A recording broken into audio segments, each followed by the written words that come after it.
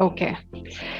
So, yeah, I was talking about the hello, yeah, Simonieta. Okay, if I from Dubai, great. So, Jaya, you have a lot of peoples. We have from Sweden, Elizabeth, Olga, great. So, thank you very much for joining in. We have from Mumbai, India, Neha. Okay, great, great. Thank you for joining in, and it's a pleasure to have you all here. And this is an authentic conversation that we'll be having with a master coach, Jaya Bhateja. You all know her. So, um, uh, the logistics is mentioned, and I've put it in the chat. So please go through that. And whenever you feel like asking a question, I'll give you a chance. You may raise your hand, or you can unmute yourself and ask the question. I will give you time for that. Okay. So let's begin because it's 1 hour. And first, introducing Jaya. We don't need any introduction, right? We all know Jaya. If you're a member of ICF, then you know Jaya. She doesn't need any introduction. But still, I would take this privilege and honor to introduce her. She is a master coach, coach supervisor, mentor coach, and recipient of two awards. One is 100 Best Global Coaching Leaders Award by World HRD Congress. She got it on 2017. Then she got the ICF Young Leader Award in 2019. She is the founder of Abhyudaya and also in the ICF Board of Directors. One more important thing about Jaya is that recently her family has been was COVID tested COVID positive, and they recovered. So all the more thanks to Jaya for taking this leadership and showing up no matter what. So that's a great thing. So Jaya, welcome aboard, and so glad to have you. Thank you, Priyanka. Thank you for having me. Thank you for taking this initiative. I'm very grateful to be here and looking forward for an interesting conversation. The pleasure is mine. So yeah, this is my first event, and starting with you. So I think it's a great, great thing to do. Yeah. Yes. So Jaya, this is what we know about you, right? As a professional, as someone who is my coach as well. But how would you like to describe yourself? Ah, okay, that's interesting. I mean, okay, which part of life should I start from? What would be interesting for you? Which one do you feel called to share first? I feel in totality, I like the simplicity of my life. I've been through different phases, different emotions, and seen a lot, quite a bit in life. Starting from my childhood, when so just a background for everybody. We are a family of five people. I have a elder sister and a younger brother, and they both are deaf and mute by birth, which means I have seen traumatic childhood, lack of a lot of stuff because my parents were always, obviously it's very obvious now. I know, being a parent, I understand what it means to have children who are not completely sufficient, and that childhood has taught me a lot. So I like to stay there, not that I'm stuck there. I just like to refer there because it keeps me humble. It keeps me to the reality of life, and it has made me who I am today. The reason I'm into coaching, the reason I'm so early in this career, the reason I've been able to travel the emotional path fast is my childhood. So I like to describe my life from that simplicity, that authenticity that we have seen, that granularity, that trauma. Everything is my life is made up of that. Wow, that is like, I mean, I just had goosebumps, seriously, hearing this because you look so calm on the exterior and so grounded, so put together, if I can put it that way. And hearing this, it is like very humbling, and at the same time, also tells me about how each one of us have a very different journey and how we grow from that space. So What is your biggest takeaway from your childhood? As you said, I love to stay there, but not stuck. I just love that. What is your biggest takeaway from that? Well, actually, not biggest, but lot of takeaways. I learned in my family the value of silence because that's what I saw a lot in my family. I saw how much neatness it brings to the relationships, how much non-judgment it brings. Like when I talk to my sister and brother right now, also in this stage, they're so clean. There is no judgment. Not that we are not clean, but then when I look at them, I see life is so simple about them. Life is just knowing that the other person is happy and loving them, and it becomes very. So that's definitely one takeaway. I learned the value of silence from that, and the value of love. How love doesn't need to be communicated, Hmm. right? It just needs to be shown and felt. And that's what I have seen in my family, because we have been a very non-conversational family. We never knew how to converse. We didn't know the value of words. We didn't know how to really have difficult conversations because we were into so many difficult situations. A small example is I used to love dancing. And Hmm. my mother, because she's so worried about how my sister will feel, will always stop me to do that. Not that she had a bad intention, it's just that she was so worried about the other child. She'll say, don't, if you play music or if you dance, they will feel pity about themselves. So I don't want you to do that. Small things, right? And it's like this, there are several incidences that used to happen, which will create a different kind of environment. So we were a very silent family, very non-conversationalist, very we didn't know how to work with words. So and when you come to this world, when you start working, you go to corporates, you start growing up as an adult, you see too many words, and then that comparison helped me. And I think that has a lot of contribution to my coaching skills, my way of being, my presence, everything. So that's the reason I say I like to stay there, because it has given me a lot in this journey. Hmm. Great. What did you miss growing up? Because I heard you say that your mother had a great intention of not letting you do that because I would say she was very empathetic and wanted to have that in you as well. But as a child, how did you feel about that? I mean, did it affect you in any way? Oh yes, I when you say what did you miss, I missed my childhood. I don't remember anything from my childhood because I really missed. I was asked to be an adult at the age of 6 or 7. So I've been an adult from that time. Mm. I've been asked to look after. I've been asked to be sensitive to them. I've been asked to be more wiser because I was the one who could speak and they couldn't. So and when I look back as a coach, it just makes me feel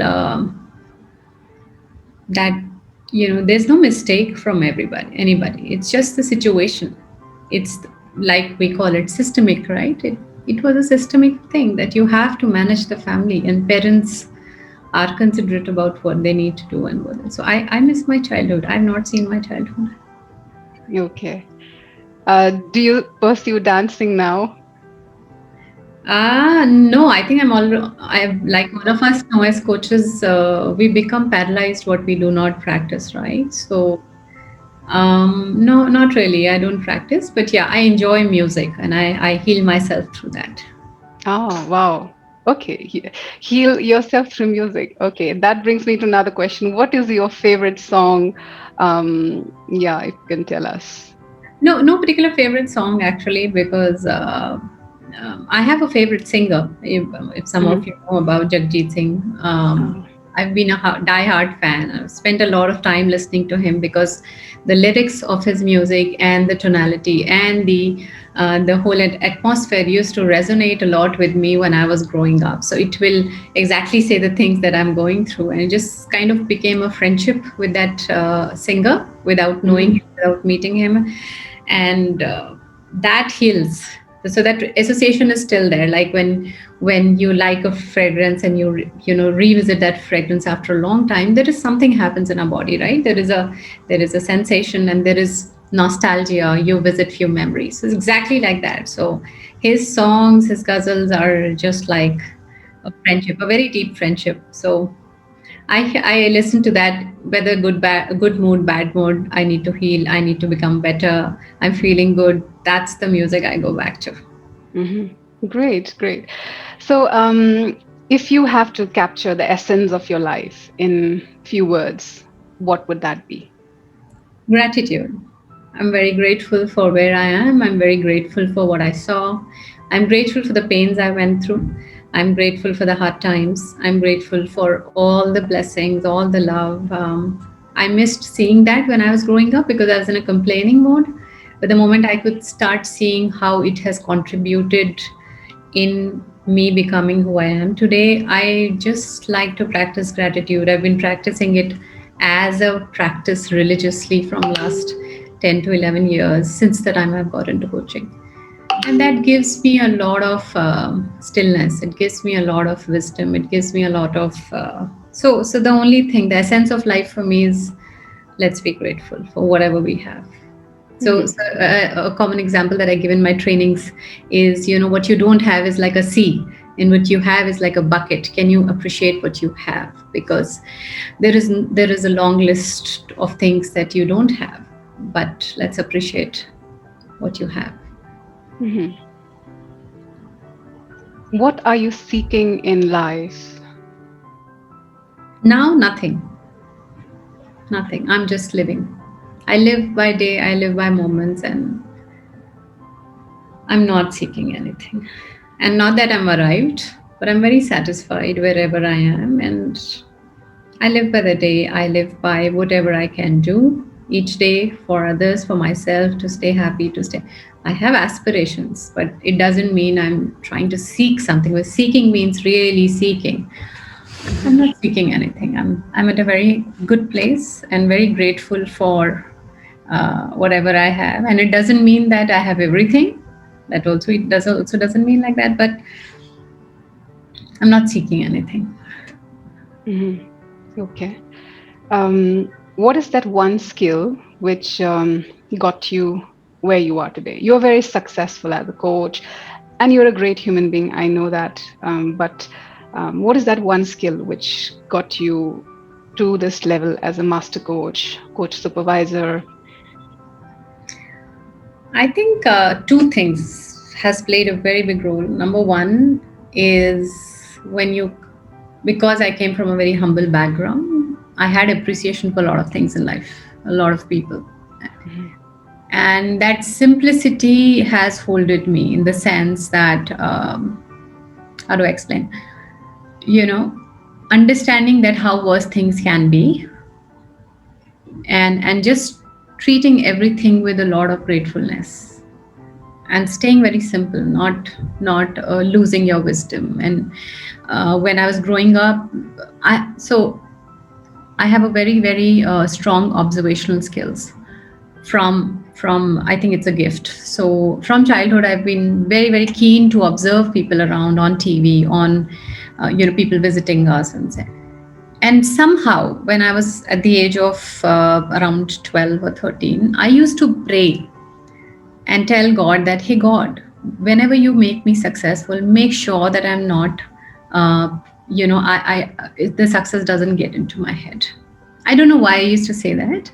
Mhm. Maybe it actually came from the observations I made in my environment. Because the belief at that time was, once you become very successful, success starts getting into your head, and that's when you start losing it. So that's a wisdom I gained in my while I was growing up. So I used to pray and tell God, hey, whenever I become successful, don't let the success get into my head. So I think that humility, that simplicity, and the observational skills, I've been very observant in my college, school days, and all that.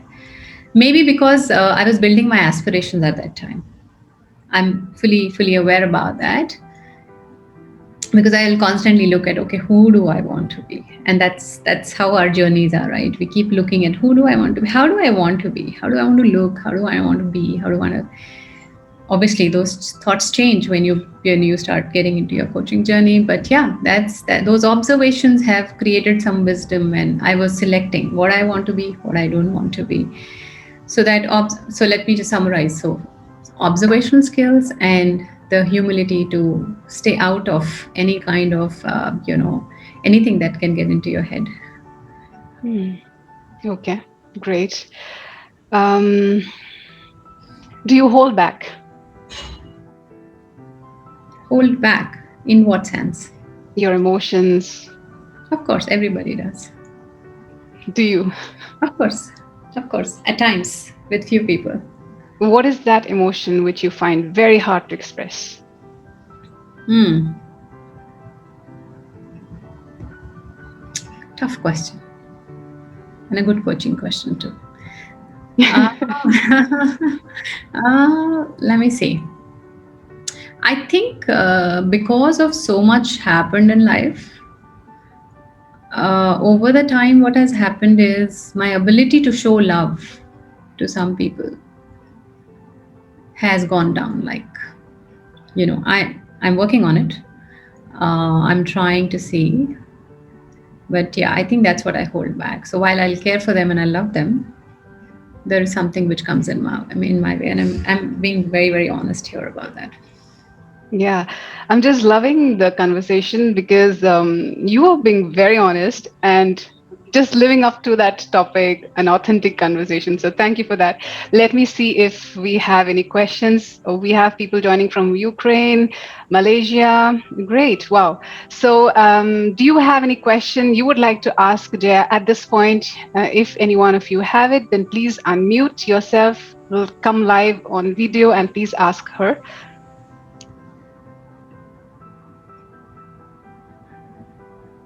This is the moment you need to grab it. Oh, okay. We have one question. Yi Wang, if I have pronounced it right. Can I ask you to unmute yourself? And if you want your video to be on, that'll be great so that we can make it more interactive. Yes, you can ask this question directly to Jaya. So, Jaya, we have Yi Wang. I hope I have pronounced it right. Yes, you do. Yes, you do. Thank you very much. Hello from Shanghai.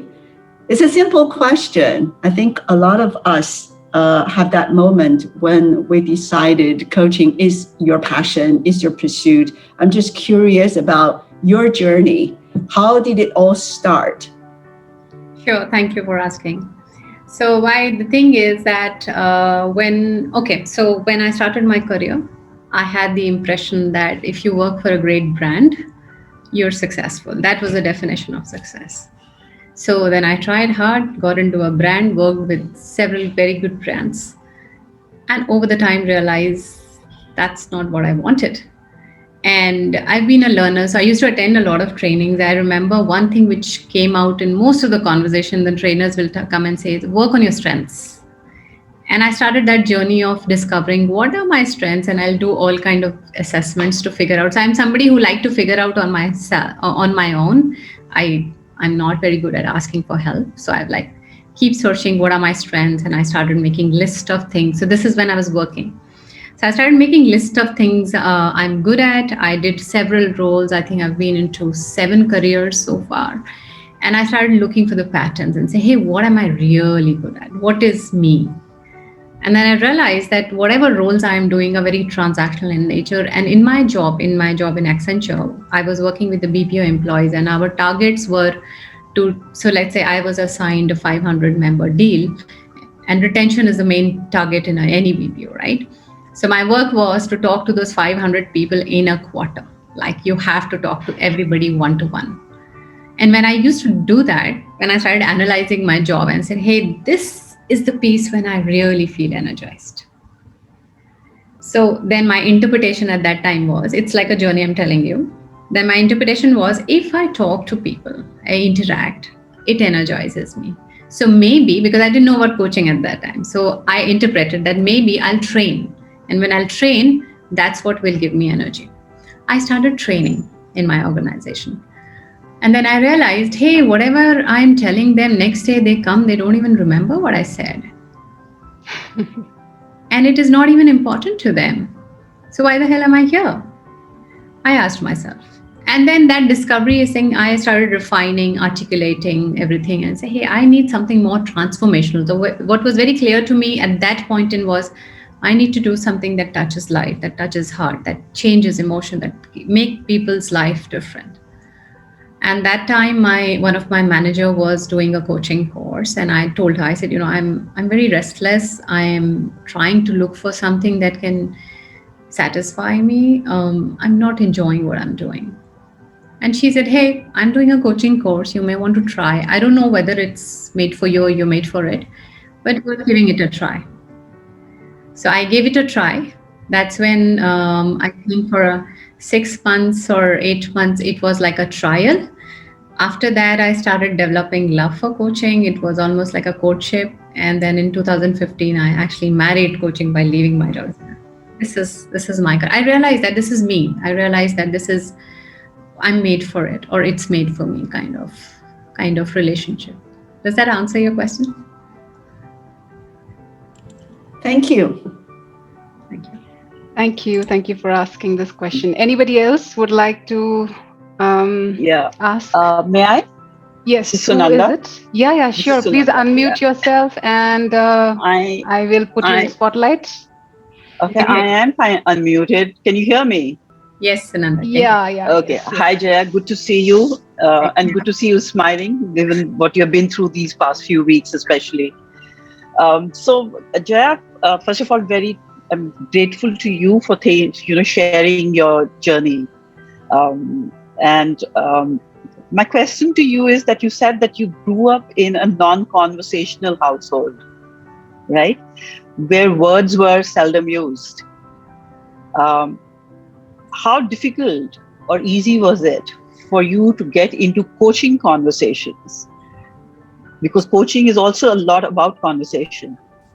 Yeah, actually, so there are two parts to it. Number one, that when I learned coaching, it was fairly easy for me because I didn't have any baggage to unload. Let me say that. Right? It was fairly easy because there was nothing there was very less to unlearn. Number one, because I was very young when I got into coaching. Number two, there were hardly anything to undo because of the non-conversationalist nature at home. And the other part was that I've made blunders in conversations because there was, I haven't done a lot of conversations. So I have, and some of you, if you know Hogan, I'm someone who will say things and then realize that, oh, what did I say? So that has also come in my way. And then, I had to just learn how to keep few things away and how to be very intentional about conversations and be very deliberate and all that. So one thing which has helped me was didn't have much to unlearn. And number two was working on my derailers, as they call it in Hogan. There were a lot of derailers because you've not done a lot of conversation, because you've not made a lot of mistakes and you're saying things that are not acceptable. Because I'll say things as they are, and that doesn't go well with a lot of people. So I had to really learn that, oh, this is not acceptable in the world. So, say it differently, kind of stuff. So coaching really helped because the reframing piece and the way you say things and the words and neuro-linguistic and everything has actually contributed to my conversations in personal and professional life. Interesting. Thank you so much. Thanks, Ananda. Great. Thank you. Can I ask a question, Priyanka? Yeah, sure. Somin Chatterjee, right? Yes, that's yes, right. I will just, sure. Hi, Jaya. It was lovely listening to you in the morning, and your authenticity comes out. But before I ask you my question, I want to share that we share two things common. One is we both the Coaching Leaders Awardee. Oh, okay, great. and we share love for music with the great Mr. Oh yeah. So that these are common things, and it's so lovely to hear that. My question to you is about the fact that you mentioned that you are very observant about people and people behavior. Does that come out as a derailer sometimes when you're coaching people? Because sometimes you tend to go beyond what is being expressed. So, or does it help? Yeah, it has come as a derailer in coaching conversations as well as in personal. right? Now in coaching, you have somehow learned not to judge, because, and I think that's a part which works for me, that I don't know the other person. There's no judgment, and even if you start knowing, you can start converting that into questions and curiosity and all that. But it comes in my way in my personal relationships, because then you're observing too much, and then you're interpreting, and when we are too close to people, then obviously judgment comes in, and then there are emotional pieces, especially people who live with you. So it does come in my way. But in coaching, you're able to sort of keep that at bay. Coaching, yeah, coaching I've been able to, and I have a habit of reflecting deeply. So I have a habit of reflection from my childhood, I think, and that's why it was easy to build in, because of the silent nature of home, that I'll observe everything, I'll reflect. So what I do is I actually reflect after each conversation, and I correct myself whenever I'm going here and there. So that's how I practice my coaching. But yeah, personally, it really is a big detailer, because I observe too much. Thank you. Thank you. Thank you. So I think that's wonderful point which is raised, because sometimes our gifts becomes has a shadow side to it, right? I mean, I very often hear it from my son, like, please don't coach me. Yeah, my son Just says be a it all. mom with me, right? So that's something I think you will agree, right? That happens. Yeah. My son has, before he starts a conversation, says, I'm going to tell you something, and I don't want you to ask a question. I said, okay. So Yeah. very common. And then my husband is also started saying, don't coach me. How do you deal with that? And what do you do? Don't you feel bad, or I mean, how do you deal with this? They're not my clients, so I just try to stay away from them and say, okay, But this is it's not hard, like, right? It's hard to when your being is that of being observant, curious, and that kind of, and then you have to project something else. That's a very difficult thing, right? so I have learned in my coaching journeys that the most practiced skill of coaching in your personal relationship is listening, not questioning. So Mm. listen and let it be. And Hmm. listen and let it be. And listen and let it be. And things have worked like that. It has Great. tremendously helped. I'm going to practice that. That's a good one. Because the family is actually looking at for a listening corner. They don't want, I mean, and there is an emotional piece, so you don't want. I only ask them when they say I need an advice, or I need you to say something, and so I mostly stay silent in Mhm. front of them, and I'll ask them permission, that okay, do you want me to say something, or do you want my advice, what is it? And they'll say okay, Mm. yeah. When they're okay, they give me permission that yeah, you can say something, or you have, I want your advice, then I drop in my point, which obviously most of the time is challenging for them. So Mhm. I practice listening with my family. That helps a lot. Yeah, that's very helpful. Yeah. So we will keep more questions, but I have a rapid fire round now because we are at 11:30. And okay, so Jay, are you ready for the rapid fire? Okay, I hope I'm ready. Let's see. You want something like before we start? No. Okay. Let's improvise. Okay. No, you're doing great. I mean, I must say this. Fantastic. I'm Thank just loving it. And everybody else is. They are all sharing this. Thank you, Jaya, for sharing. Svetlana, she has, thank you for your sincerity. She's saying that. So, yes, please keep commenting and I will give you a chance to ask further. But let's go with the rapid fire. I am writing your biography. What characteristics shall I highlight? Simple. I want to say loving, but I don't think I show my love, so I don't think people can write that. I think simple and supportive, and someone who's been there for people when they needed it, or maybe definitely someone who did whatever she could to support the world. Why not loving? I'm working on it. It's a tough area, so I'm being very honest. I'm working. How do you express your love for someone? I find it difficult. That's what I'm saying. That's the most hardest piece because that's like a construct from childhood, which Mhm. I'm trying to undo. And obviously, I've come a long way. I'm trying. Okay, great. If not a coach, would you have been? Oh, I've asked this question to myself. So I had dreams of my first career dream was to become an air hostess, and then Oh, my second dream was to become a pilot. And then after that, I think coaching happened. So if I'm not doing coaching now at this point, I think I'll be a writer.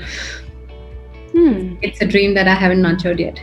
great. Oh, you've started, or you want to be, or how is it like? No, I've written a lot of poems in my school time. That's how I used to express and channel my emotions. I've written a lot of poems. I don't know where they are now, but it's been some time that I haven't written, and I realized that by using my voice to sing whenever I'm alone or to write, I'll heal more. I haven't been able to do that. Hmm. Okay. Yeah. What do you miss the most in life at this point? Travel. I want to travel. Yeah. Yeah. I'm a wanderer. So I mean, it's not about the COVID time, but I'm a wanderer. I like traveling. I like going to solo travels, and I've always been wanting to travel the world alone. So I really miss that dream. In fact, when I left my job, I had a calculation saying, okay, I'll work for 3 months, I'll earn money, and I'll travel. And then I'll travel, and then I'll earn. So I haven't been able to do that. I think it's not even realistic. When you have a business, you have to be there all the time. I'm just still trying to work towards it. How do I make it happen where I'm writing and I'm traveling and I'm wandering? I like wandering. I just like getting lost in a new area and then finding something there. Great. We have this in common. Mm. Traveling. I do love that. Okay. If you were not a human being, but if you choose an animal, what would that be? And why? I haven't thought about it yet. Animal. Can I choose some other object or it's only animal? Yeah, sure. I mean, apart from human being, yes, you can. I would have been a candle. And why so? I know. I think I quite a bit attribute to the silence and the light and the self-sacrificing piece of candle. Nothing to boost. Just that's how I feel. I've always been drawing candles whenever somebody tells me to draw something or I'm sitting idle. Automatically, I draw candles. So I seems to have a connection. Or I'll be a tea. Tea has been a drink of healing for me. Again, a long friendship. If I'm tensed, if I'm lost, if I'm happy, whatever, I need a cup of tea to initiate my day. So one of those, or both. Great. What is something that you find annoying in others? What gets onto my nerves is impatience, and what gets onto my nerves is the childish behavior when adults show very childish behavior. I don't have patience for that. What does your inner child need the most? Travel. Travel. Want to be more free. I'm already very free internally. Hmm. Worked a lot on myself. I've come a long way. One thing that I feel can liberate me more is travel. Great. Okay. If you could change one thing about your personality, what would that be? Nothing actually. I'm pretty comfortable with myself. Maybe Expressing love? maybe. I mean, that's like an enhancement, right? So I would like to enhance that, and I'd like to obviously build patience for some people who show those childish behavior around me, and I can't avoid those relationships. And maybe that's what I would like to add to myself versus changing. And yeah, obviously, it is good if I can express more love to people whom I love. Okay, great. If you procrastinate, what kind of thing do you put off? I've been procrastinating on writing. I shouldn't be doing that, but whatever. Don't want to give excuses. Yes, I have been procrastinating on writing. And what makes you procrastinate writing? Because you said you love that and you want to do it.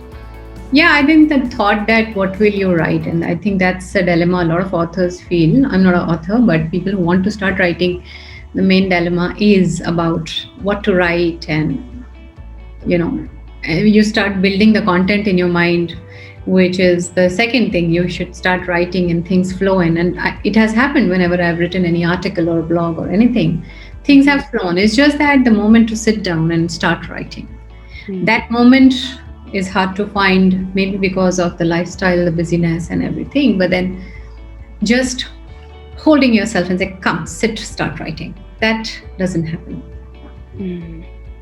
Your life is a beautiful journey, and it is like a good content for autobiography, biography. Yeah.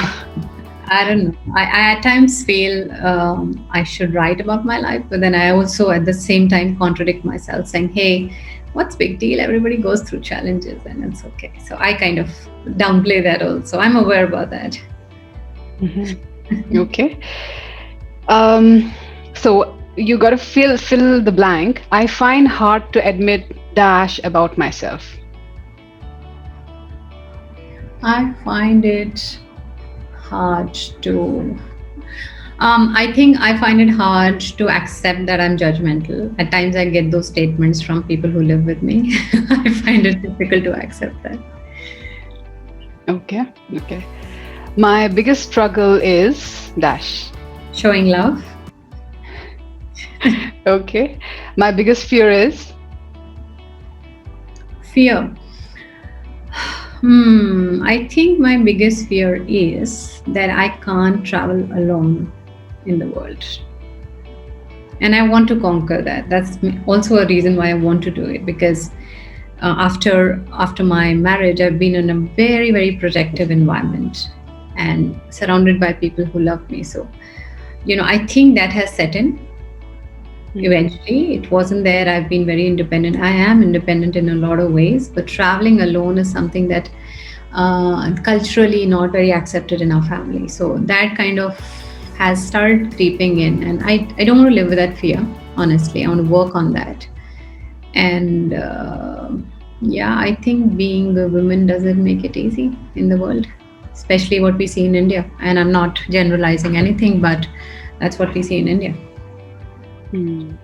Yeah, I think that could be one of the reasons. Yeah. Okay, great. So thank you, Jaya, for the rapid fire. It was great. Now again, I open the floor for questions. So please feel free to unmute yourself and bring in your question. Anybody? We have 22 people. Yes. Who is that? I'm not very presentable. May I keep my video off? Oh, sure. Who is this? I didn't get you. Sindhu. Hey, Sindhu. Good to see you here. Yeah, how are you? Hi, Priyanka. Hi. Jaya, thank you so much for such an honest conversation. I was really looking forward to this. You have touched upon what I'm going to ask probably in some of the earlier questions, but maybe you can add more light on this. As a coach, I often find myself being very hard on self, especially when it comes to managing the emotions in personal relationships. So I try to judge myself, how am I being a coach and how am I being a person in a relationship. And it often ends up in me questioning my authenticity and am I ready and things like that. It could be a phase. It may be something about self-acceptance and being easy on yourself. But did you ever go through such a thing, and how did you transition through it?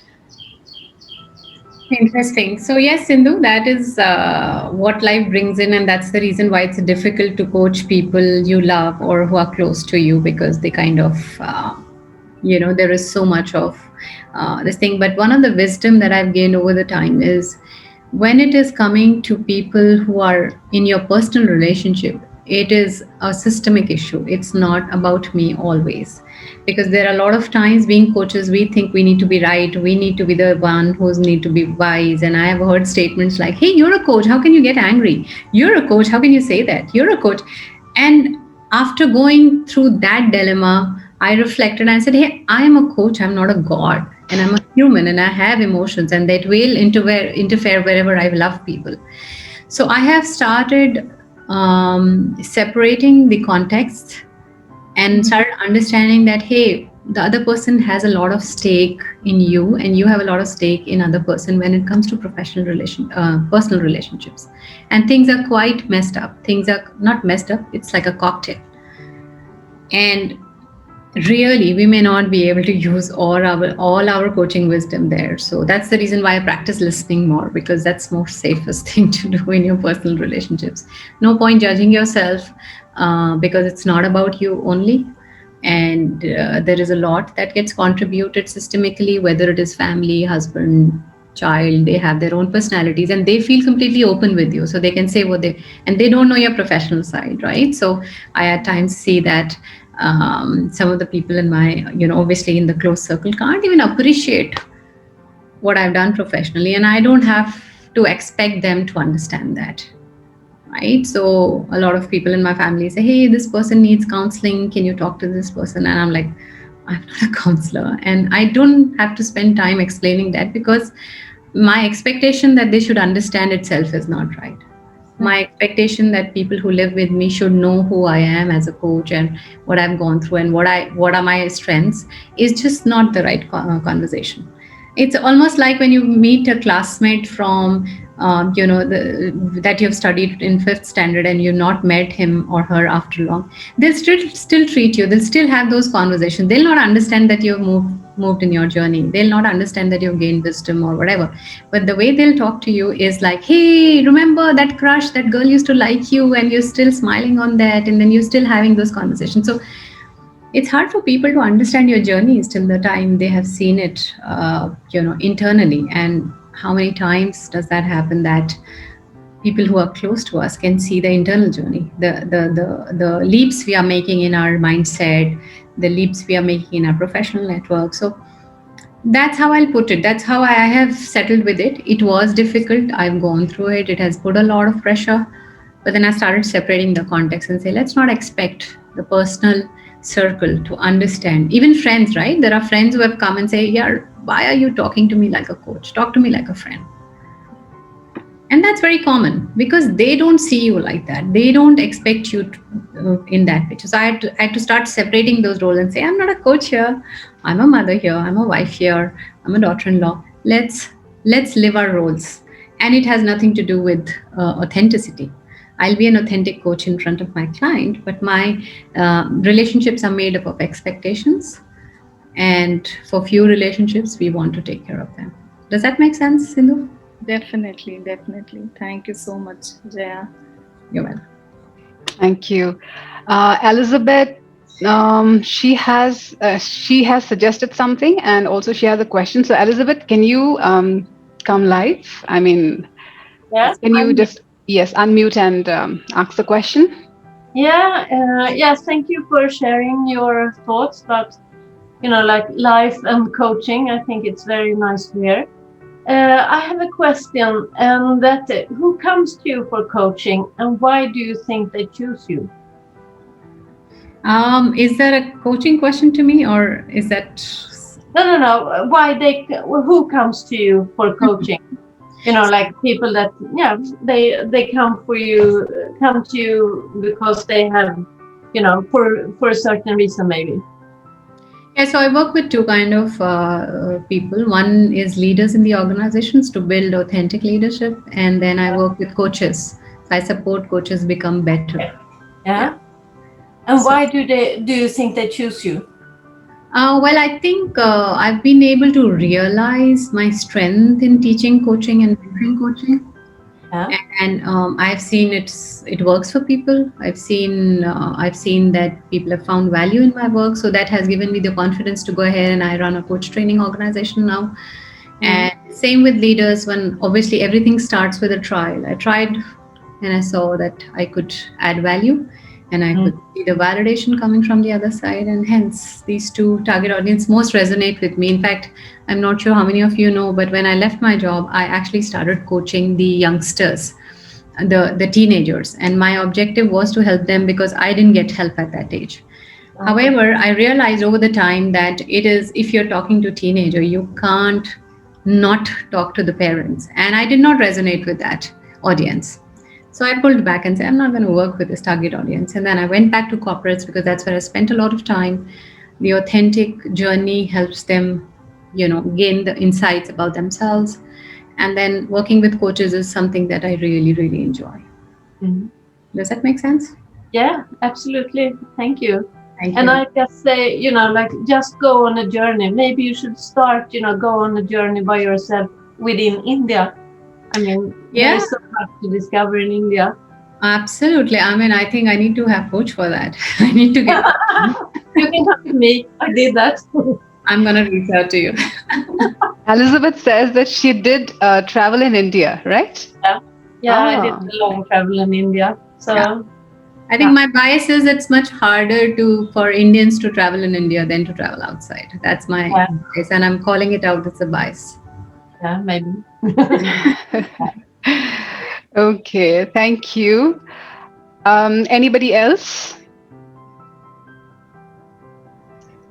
It's me again, Sunanda. Yeah. Okay. There's several questions that come to my mind, but and this is Jaya, how do you? Because you said that you became an adult at the age of 7 or 8, right? So, and we are all told as we grow older that nurture the child in you. So, what do you have to say to that? Okay. So I have started learning to laugh like a child, just like I did just now. And I have started, I'm okay making mistakes. That is a part that I have accepted about myself. And I need to nurture my child more. And I'm fully aware about that. I keep doing it in small things, but then a full liberation will come. I think that travel piece is coming out again and again, which will bring that this thing. But otherwise, I spend a lot of, with my son, keep doing some small stuff, play with him, laugh with him, do some just tease him for things like that. So that's how I try to keep my child alive. And I make mistakes, and I'm okay with that. I don't want to change that. That helps me stay like a child, not expect too much of perfection from myself. Love it. Great. And does this have any kind of impact on your coaching? Which one? Which part? The fact that you, for instance, you mentioned that you are a bit impatient with childishness in adults. Yeah, at times. Right. Somehow I have noticed that somehow I am very patient with my clients as well. I'm not that patient with people who live with me, but somehow I've noticed I'm very patient with my clients, and I try to bring a lot of childishness into my conversation by bringing lightness and laughter and keeping the conversation light. So I think not with a client, but I'm sure it would have happened. I mean, it's not fair to say it has never happened. Sure, it has happened. Yes, there are clients who just get onto your nerves because too much of childishness is there. But then I've also learned to have those conversations. I've learned to ask those questions to them because I can learn. I mean, I think it's all practice. It has helped me understand that how do you shift a child state to adult state. That's been a gift through all the learning throughout the years. So, yeah. Okay, thank you. I will save some of the questions for our later conversations and give others an opportunity to ask you. But as always, it's a pleasure and a joy listening to you, Jaya. Yeah, thank you. So now it's 11:50. So we just have 10 more minutes. So Jaya, what are your top 10 success rules? Can I write and send you? This makes me make one rule, and that is do research. Yeah. Something like that. Yeah, I mean, I'll have to be blabbering if I say it right now. So I think the first one, let me see how far I can go. Okay. Yeah. Okay, five. Five. Will that Okay. be fine? Yeah, Top let me five. try. Let me try because I haven't written it ever. I'm sure. Mhm. So the first rule is stay a learner, stay a student. Always keep learning. I have always something I found pride in is that I never get to a place deliberately where I can feel that I know it all. I'm always searching something new to learn. I am always connecting the dots. I'm always, if there is something new I have seen or this thing, I try to adapt and reflect. I'm quite a bit of a improvisation person. I like learning. I like changing things. I don't like routine. So, as far as success is concerned, I feel the first rule is stay like a learner, never get complacent. Second would be work hard. There is no replacement for that. Number three, stay patient. Success come when you're bored of your efforts and you're giving up. Just the next step is success. So don't give up, right? Number four is don't work for the outcome, work for the journey. And I have found that extremely helpful for me, that I'm not trying to head somewhere, I'm not trying to reach somewhere, I'm just enjoying day by day. That has been extremely helpful for me. And the fifth would be stay grateful, stay humble, stay grateful. Whatever you get, reframe your perspective almost every day. Understand that whatever you have, a lot of people don't have, and appreciate yourself for what you have been able to do, because we are very good at beating ourselves, saying, I didn't do this and I didn't do that, and this has not happened and that's not happened. But we hardly come and tell ourselves that, hey, today if you took rest, that's a great thing to do. You needed it. Hmm. So I've done five. Great. The rest five you can mail me. Then I will share it with the participants. I need to go back to recording and write these five. I've never recorded for them. Yeah. Um, what is your one piece of advice for people listening to you? And when I put out the recording, so what is your one piece of advice as of now? Enjoy the journey. There is no place to reach, especially with COVID around. All of us, and we have all understood, there is no place to reach. Let's be grateful for whatever you have, whatever you can do with best of your abilities by staying honest to yourself, and live each day. That's how I'd say. Just live each day optimally. I think we are bogged down by our own expectations, our own plans, our own pressure on ourselves. But when I say that you should enjoy the journey, it also means that you have to stay honest to yourself. You can't be lethargic and procrastinating and appreciating yourself for that. One thing that I have always lived is I stayed honest to myself.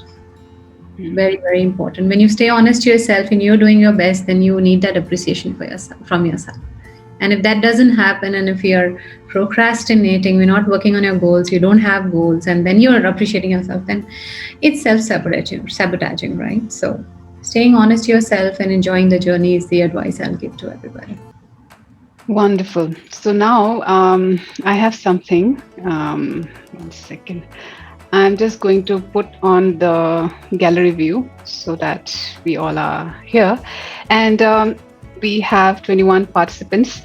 Before we wind up for today, I would invite you to at least share one word about Jaya that you noticed in the conversation, which is like kind of acknowledgement or strength that you saw or something. And please unmute and then share it. Who would like to go ahead first? She manufactures her own motivation. They are great to see you, Kaushik here. Hi, Kaushik. Good to see you. Yeah. Manufacturing your own motivation, I think I could get that. Amidst all the distractions, what I could learn from. Thank you. Great. Who is next? Yeah, I mean, take the lead. The floor is open for you all. to share your love, acknowledgement for Jaya. I think that you have been very generous, sharing all this. So thank you for that. Thank you, Elizabeth. Thanks for joining. Hi, Jaya. Hi. I like this is Midhu here. I like the fact that in spite of being a coach and in spite of being in such a big platform, you've been very forthcoming about certain things which you said you're working on. I think that's pretty appreciable. And the fact that you've acknowledged and accepted certain things in your life. So hats off to you. Thank you. I've been given the warning to be an authentic person here. No, you. I think that's me. I don't shy away sharing what is it.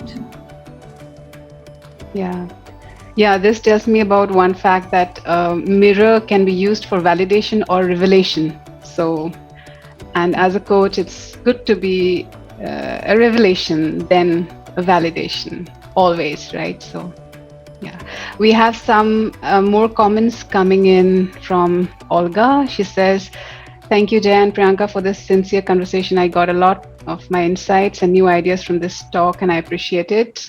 So thank you, Olga, for being here. Yes, anybody else who would like to share? Just a few words, if I may. Svetlana speaking, Ukraine as well.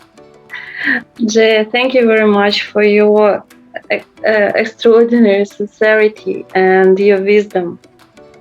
It's very deep wisdom, knowledge that you have gained from your journey from childhood, and it's amazing. Thank you. Thank you so much. Jacqueline says one word: original. Great. All right. I would just kind of say that. Okay, I think I've written it in my comments also. But I think Jaya is one of the most honest, authentic, and strong people I've met over the years, and as my mentor, I have learned a lot from her. And when I look at her and I say, will I ever get there in this lifetime? Thank you, Jaya, for all that you do and all that you bring to all of us. Thank you. We have Parveen saying, many thanks, Priyanka and Jaya. Very authentic and transparent conversation. Thank you, Parveen, for joining us. Yes, anybody else? Or else, I'd like to share, and that's for Jaya, who is my mentor and friend, and I'm here only to see her celebrate herself. And I'm thank you for providing that window. All the best. Thank you, Anna. Priyanka, I just have a word for you. For me? The inquiry, yes. Oh, okay. all the questions were pretty reflective, and probably that also helped us understand a little more of Jaya. So thank you so much for that. Thank you so much. Thank you. I think we all created the energy over here. So thank you for that. Yeah. Well, so it's 11:58. I would have loved to continue this conversation on and on. And there were so many things to really deep dive and get to know further. But one thing, thank you everybody for participating. It really means a lot. This was something that I really wanted to do and made it happen. Again, all because of Jaya. So thanks, Jaya, for saying yes to this conversation. I was fearful, will a master coach even say yes to this? And when Jaya said yes, I was like, wow. Now get on doing it like that. So what? So Jaya, I really want to acknowledge you for a couple of things. The essence which I've captured about you from your conversations and from the past conversations also, it remains the same, that serenity is something which stands out for me in you. You're so grounded, so humble, very wise, very loving, unconditional love, if I can say it, like without seeking for any validation or anything in return. And you are an inspiration to many. So it is my privilege and honor to be knowing you more, and your childhood journey, knowing that has raised my respect for you more. So thank you very much. Thank you very much for being here. It was wonderful, and thank you everyone for the participation. Thank you for having me here. I feel really, really grateful to have a place to speak. And I think I'm just very grateful for this conversation. Thank you for joining us. Thank you for participating and having an authentic conversation. So thank you for the initiative, Priyanka. My pleasure. All right then. Thank you, Jaya, and thank you, Priya.